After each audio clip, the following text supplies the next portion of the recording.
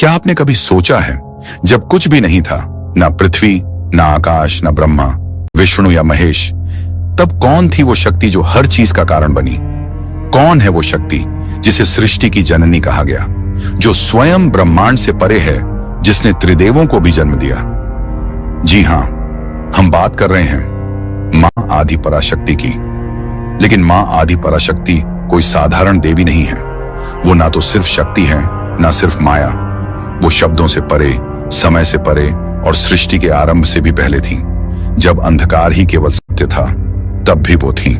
और जब पहली बार ओम की ध्वनि गूंजी, तब भी वो ही थी जिन्होंने इस ध्वनि को उत्पन्न किया। क्या आप जानते हैं कि ब्रह्मा, विष्णु और महेश, इन त्रिदेवों को भी जब अपनी शक्तियों की जरूरत पड़ी, तब उन्होंने भी मां आदि पराशक्ति का ध्यान किया? तो आखिर कौन है ये पराशक्ति? कैसा है इनका दिव्य रूप? क्या आज भी उनकी शक्ति इस संसार में सक्रिय है? इस वीडियो में हम जानेंगे मां आदि पराशक्ति की उत्पत्ति, उनका स्वरूप और वो रहस्य जिसे जानकर आप चौंक जाएंगे। तो बने रहिए वीडियो के अंत तक, क्योंकि ये सिर्फ एक कथा नहीं, बल्कि उस आदि शक्ति की महागाथा है जिससे पूरा ब्रह्मांड संचालित होता है। शुरुआत करते हैं इस दिव्य रहस्य से भरी यात्रा की। मां आदि पराशक्ति। मां का नाम अनंत असीम शक्ति, ब्रह्मांड से परे की शक्ति को दर्शाता है। मां परब्रह्म की शक्ति है। अन्य सभी देवता उसके ही रूप, विस्तार और अभिव्यक्तियां हैं। वह सृजन और विनाश करने वाली सक्रिय ऊर्जा है। इस प्रकार देवी भागवत महापुराण में उसे परम प्रकृति के रूप में वर्णित किया गया है। आदि पराशक्ति को अक्सर शक्ति समझ लिया जाता है। मां आदि पराशक्ति बिना किसी रूप की आत्मा है। शक्ति का अर्थ त्रिमूर्ति या अन्य देवताओं की शक्ति या भौतिक ऊर्जा है। वह हर उस चीज में मौजूद है जिसे हम देखते हैं। वह पौधों, जानवरों, पक्षियों, समुद्र, आकाश और पवित्र नदी में दिखाई देती है। इस प्रकार मां शक्ति है जो इस दुनिया को चलाती है। यह कहा जाता है कि वह मानव जाति की मां है। पराशक्ति को अपने बच्चों के लिए अभिव्यक्ति और दृश्यता के उद्देश्य से सगुण रूप में प्रकट किया जाता है। कला और मूर्तियों के साथ भी ऐसा ही है। उदाहरण के लिए देवी पार्वती सगुण स्वरूप हैं। आदि पराशक्ति माता जो गुणों से युक्त हैं। ब्रह्मांड में भूमिका निर्धारित करने के लिए देवी भागवतम में माता त्रिमूर्तियों से कहती हैं, मैं आदि पराशक्ति देवी भुवनेश्वरी हूँ। मैं इस ब्रह्मांड की स्वामिनी हूँ। मैं परम सत्य हूँ। मैं स्त्री रूप में गतिशील हूँ और पुरुष रूप में स्थिर हूँ। तुम मेरे 3 भाग हो।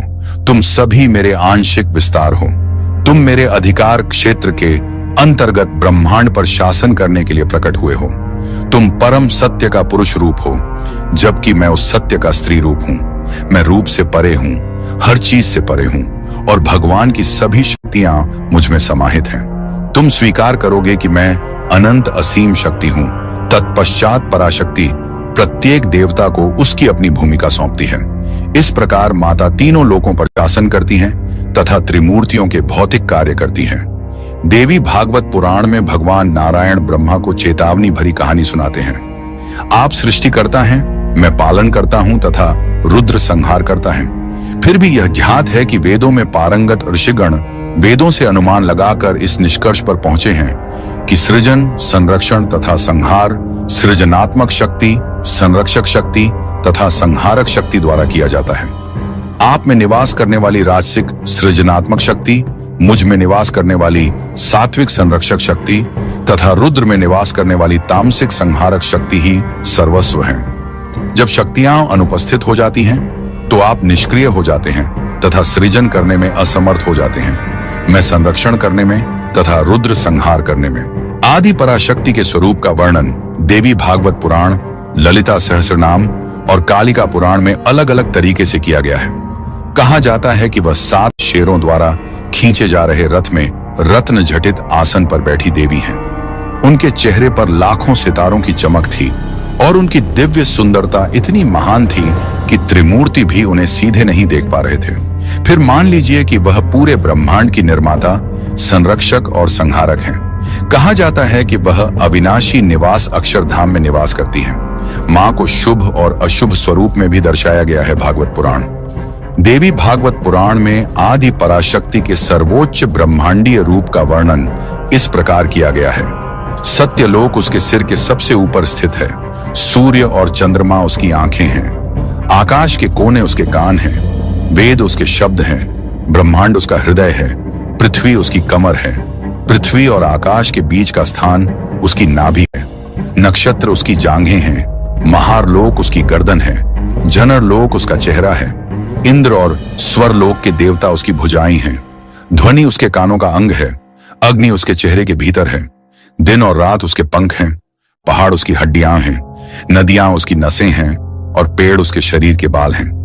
बचपन, जवानी और बुढ़ापा उसके सबसे अच्छे गुण हैं। 2 संध्याएं उसके वस्त्र हैं और चंद्रमा ब्रह्मांड की मां का मन है। शुभ प्रकृति लक्ष्मी, सती पार्वती और पृथ्वी के रूप में प्रकट होकर वह सुरक्षा, उर्वरता और धार्मिक व्यवस्था की स्थापना, सांस्कृतिक रचनात्मकता, पत्नी के कर्तव्य और भौतिक समृद्धि की सकारात्मक भूमिका निभाती हैं। इन्हें आदि पराशक्ति के 3 पहलुओं के रूप में देखा जाता है। नंबर 1, बुद्धि, शिक्षा और मुक्ति। 3 पहलुओं पर आधारित महाभारत में मां को मुक्तिदाता और वेदों की मां बताया गया है। वह अज्ञान का नाश करने वाली भी हैं। ललिता सहस्त्र नाम में उन्हें महाबुद्धि, महान बुद्धि, विज्ञान भान रूपिणी, ज्ञान का पुंज, प्रज्ञात्मिका, स्वयं बुद्धि और पशु पसा विमोचनी, बंधन से मुक्ति के रूप में वर्णित किया गया है। नंबर 2, स्त्री सौंदर्य का अवतार। सौंदर्य लहरी में उन्हें दिव्य सौंदर्य बताया गया है। ललिता सहस्त्र नाम में उन्हें रम्या सुंदर, कांता सुंदरता, वाम नयाना सुंदर आंखें और रथी रूपा रथी का रूप कहा गया है। नंबर 3, भोजन और पोषण करता। मां का संबंध पृथ्वी से है। ललिता सहस्त्र नाम में मां को अन्नदा, भोजन देने वाली, पुष्टि पोषण देने वाली, शतकाशी 100 आंखें, शाकंभरी सब्जियां देने वाली, अन्नपूर्णा प्रचुर भोजन और जगत धात्री संसार को सहारा देने वाली बताया गया है। अशुभ प्रकृति मां आदि पराशक्ति अपने स्वरूप के माध्यम से भयानक और क्रूर रूप दर्शाती हैं। उनकी शक्तियां दुर्गा, काली और भैरवी युद्ध, रक्त, विनाश और मृत्यु से जुड़ी हैं। वे राक्षसी चरित्रों के विरुद्ध भयंकर युद्ध में उतरती हैं।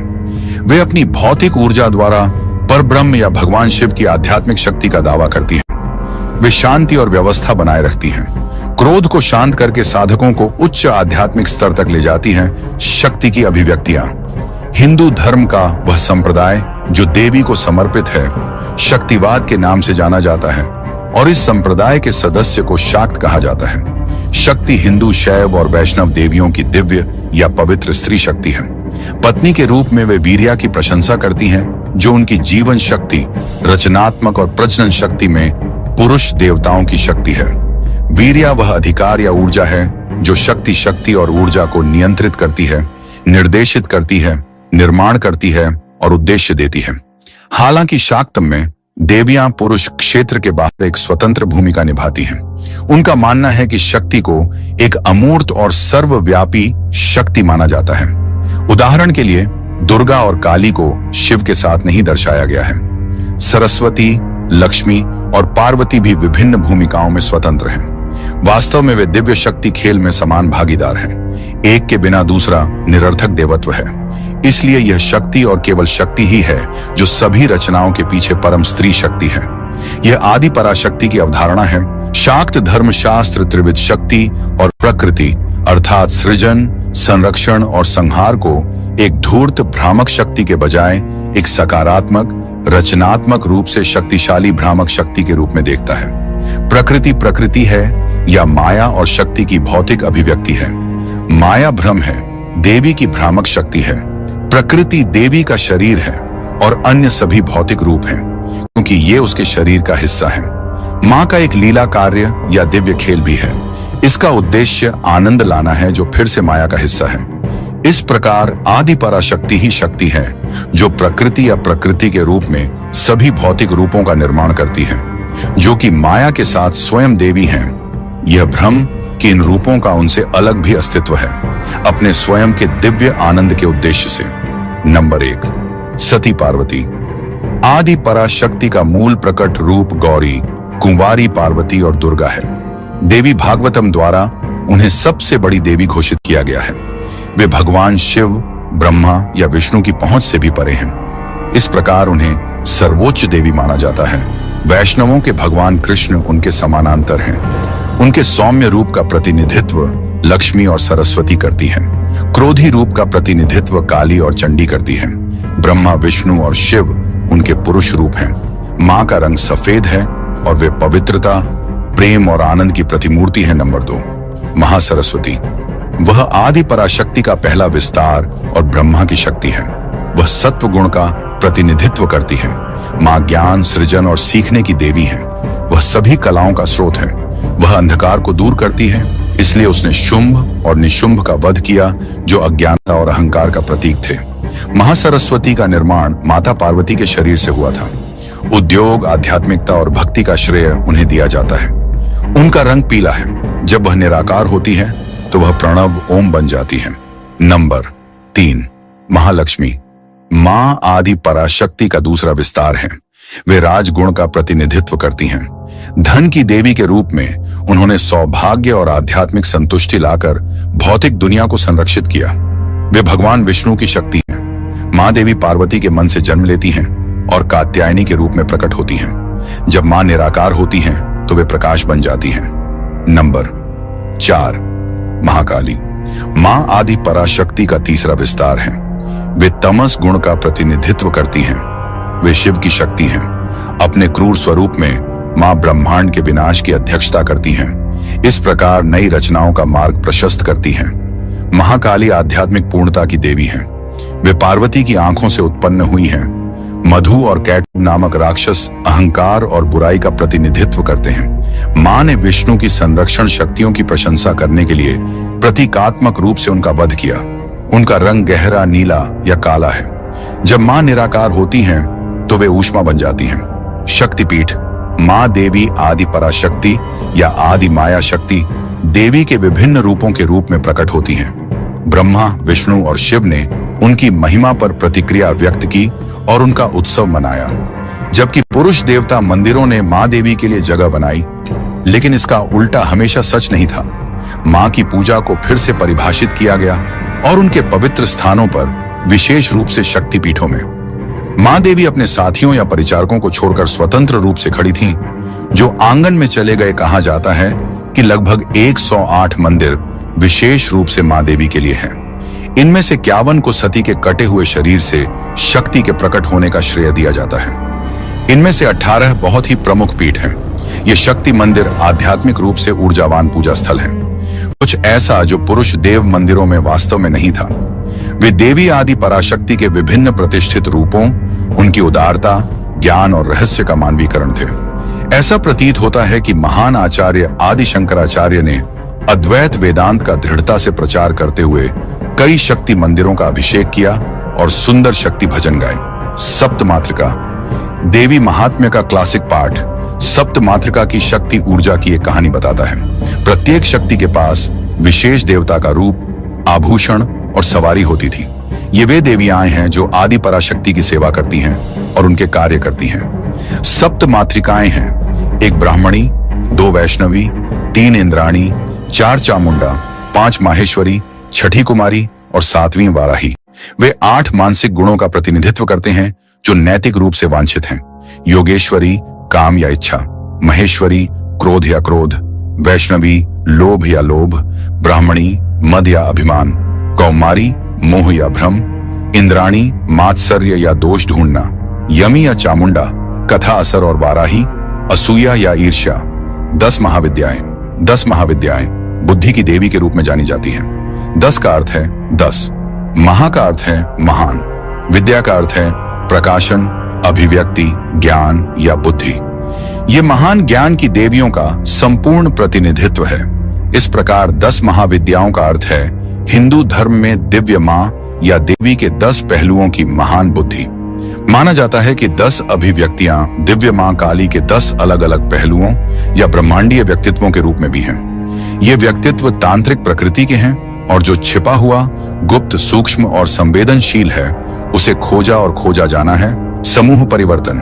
पार्वती, महासरस्वती, महालक्ष्मी और महाकाली के प्रमुख रूपों के अलावा आदि पराशक्ति भी कई रूप धारण करती हैं और समूहों में विभक्त हो जाती हैं। उनके कुछ रूप हैं: सरन्या सूर्यदेव की पत्नी, रोहिणी चंद्रदेव की प्रिय, स्वाहा अग्निदेव की पत्नी, सच्ची दिव्य रानी, मनसा नाग देवी, जीवंतिका दिव्यदाई, वेदवती तपस्वी महिला, सीता समर्पित पत्नी, रुक्मणी कृष्ण की रानी, राधा कृष्ण की प्रेमिका, रेवती बलराम की पत्नी, यमुना नदी देवी और गंगा स्वर्ग की नदी।